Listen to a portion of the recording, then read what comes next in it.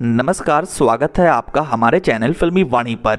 साल 2018 आज से ठीक 7 साल पहले एक कन्नड़ा फिल्म का टीजर रिलीज हुआ था। ये फिल्म थी केजीएफ चैप्टर 1 और इस फिल्म के थ्रू कन्नड़ा सुपरस्टार यश अपनी बाउंड्रीज को लांघकर पैन इंडिया लेवल पर अटेम्प्ट करने वाले थे। ये वो दौर था जब शायद उन्हें आउटसाइड कर्नाटक उन्हें इतना कोई जानता नहीं था। हालांकि यश कन्नड़ा बॉक्स ऑफिस पर drama googly, Raja Huli, Gaja Kesari, Mr and Mrs Ramachari, masterpiece और सेतु स्ट्रेट फॉरवर्ड जैसी back to back success deliver कर रहे थे।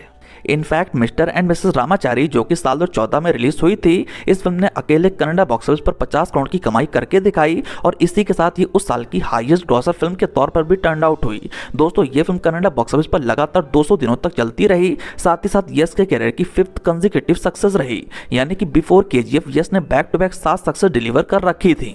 यश की पॉपुलैरिटी डे बाय डे बढ़ती जा रही थी और एक तरह से यश मानो सक्सेस की गारंटी बन चुके थे। दोस्तों, उनकी इसी सक्सेस स्ट्रीक को देखते हुए होमले फिल्म्स ने 80 करोड़ की लागत लगाकर, जिसकी रिकवरी उस समय तक कन्नड़ा बॉक्स ऑफिस पर आसान भी नहीं थी, फिर भी फिल्म बनाई KGF chapter 1 and rest is the history. KGF chapter 1 और चैप्टर 2 यश के कैरियर की 8वीं और 9वीं कंसेक्यूटिव सक्सेस बनी। साथ ही साथ कन्नड़ा इंडस्ट्री के लिए नए आयाम भी खुले। दोस्तों, वो इंडस्ट्री जहां पर 100 करोड़ का बिजनेस करना भी बहुत रेयर था, वहां इस फिल्म के पहले पार्ट ने 250 करोड़ की कमाई करी। साथ ही साथ केजीएफ चैप्टर 2 ने तो 1250 करोड़ की कमाई करके इतिहास लिखा। Violence, violence, violence. I don't like it. I avoid. But violence likes me. I can't avoid. यहीं से इंडियन सिनेमा को मिलता है एक और पैन इंडिया सुपरस्टार। हालांकि इस सुपरस्टार की खासियत ये रही कि इसने इस सक्सेस को कभी भी फॉर ग्रांटेड नहीं लिया और आज 7 सालों का सफर तय करने के बाद yes one of the most smart actor के तौर पर टर्न आउट हो चुके हैं, जिस पर आगे की हमारी चर्चा रहने वाली है। मगर उससे पहले एक इंपॉर्टेंट अनाउंसमेंट। दोस्तों, हम यस के ऊपर एक स्पेशल Q&A वीडियो प्लान कर रहे हैं, जिसे एक काइंड ऑफ डिस्कशन के वे में रखा जाएगा। हम चाहते हैं कि आप नीचे कमेंट सेक्शन में इंटरेस्टिंग क्वेश्चन यस से रिलेटेड पूछें, जिनमें से किसी 3 लोगों को टॉक्सिक मूवी की टिकट गिव अवे की जाएगी। बहरहाल साल 2018 की केजीएफ चैप्टर 1 और 2022 की केजीएफ चैप्टर 2 के बाद यश के पास सैकड़ों प्रोजेक्ट के ऑफर थे। अलग अलग इंडस्ट्री और बड़े बड़े डायरेक्टर्स की तरफ से इन्हें फिल्में ऑफर हुई। अमूमन ऐसा होता भी आया है, जब एक एक्टर कोई बड़ी सक्सेस डिलीवर कर देता है तो उसके सामने फिल्मों की लाइन लग जाती है।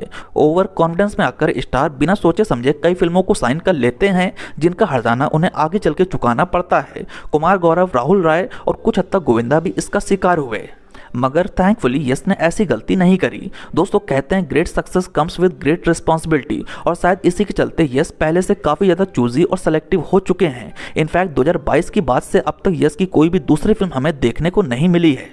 ये भी एक माइंडफुल स्ट्रेटेजी ही है। दोस्तों, केजीएफ से इन्हें जो सक्सेस और रिकॉग्निशन मिला, ये बहुत ही रेयर एक्टर्स को मिलता है, मगर इस rarest of the rare success को सिर्फ एक गलती से इजीली गवाया भी जा सकता है। सिर्फ एक गलत चॉइस और आपको लेकर मार्केट में जो हाइप बनी है वो पूरी तरह से खत्म।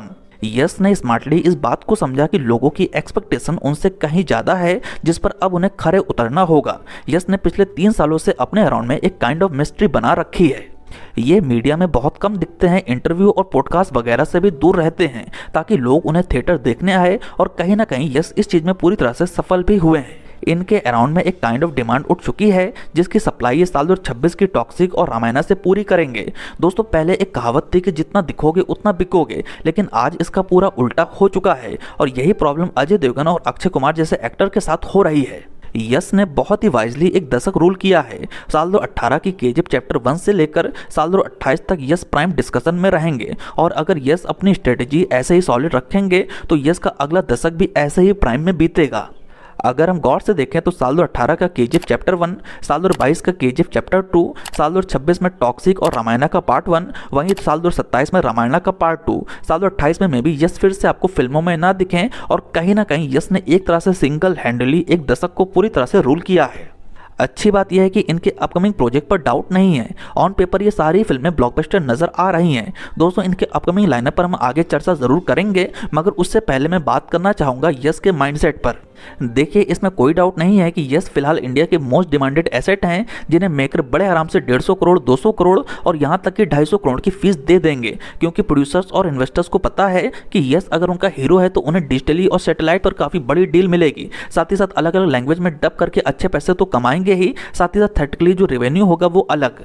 ये घाटे का सौदा तो बिल्कुल भी नहीं है, मगर यस का जो माइंडसेट है वो बिजनेसमैन वाला है। वे मेहनताना लेने की बजाय फिल्म के को प्रोड्यूसर बनते हैं ताकि फिल्म का जो बड़ा प्रॉफिट होगा वो उनके हिस्से भी आए। यानी कि आप अगर चाहो अकेले दूध की मलाई खाना तो वो फिलहाल संभव नहीं होगा। यही होता है विनर्स का माइंडसेट, और इसी के चलते मैं यस को मोस्ट स्मार्ट एक्टर मानता हूं। दोस्तों यस की जो अगली फिल्म है वो है toxic a fairy tale for grown up.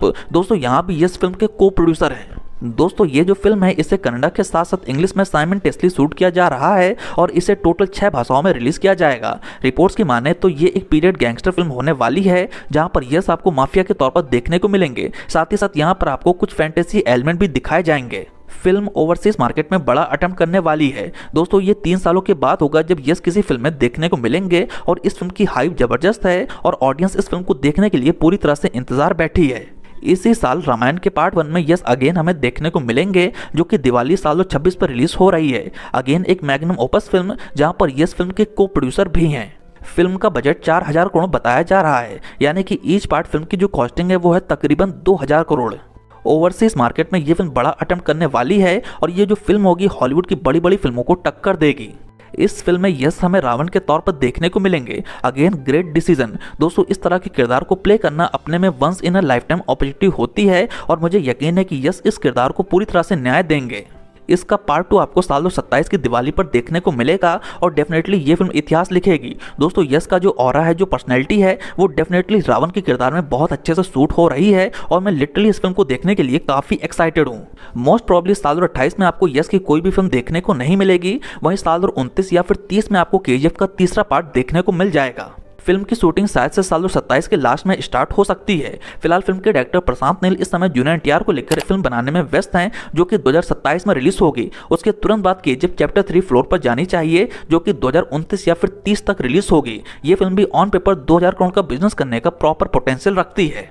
यानी कि आपने देखा साल 2018 की केजीएफ चैप्टर 1 से लेकर 2030 तक कहीं ना कहीं यस का एक ब्लूप्रिंट तैयार है और इनके पैन इंडिया स्टारडम को फिलहाल कोई भी चैलेंज नहीं कर पाएगा। This is why I consider Yash as the most smart actor. तो दोस्तों ये रहा यस के ऊपर आज का हमारा स्पेशल वीडियो। आपको हमारा ये वीडियो कैसा लगा आप नीचे कमेंट सेक्शन में जरूर बताएं। साथ ही साथ नेक्स्ट आप सेम ऐसा ही वीडियो किस एक्टर के ऊपर देखना चाहते हैं उसका नाम नीचे कमेंट सेक्शन में मेंशन करें। दोस्तों अगर आपको हमारा ये वीडियो पसंद आया हो तो प्लीज़ लाइक करें, कमेंट करें और इस चैनल को सब्सक्राइब करें। आपका बहुत बहुत धन्यवाद।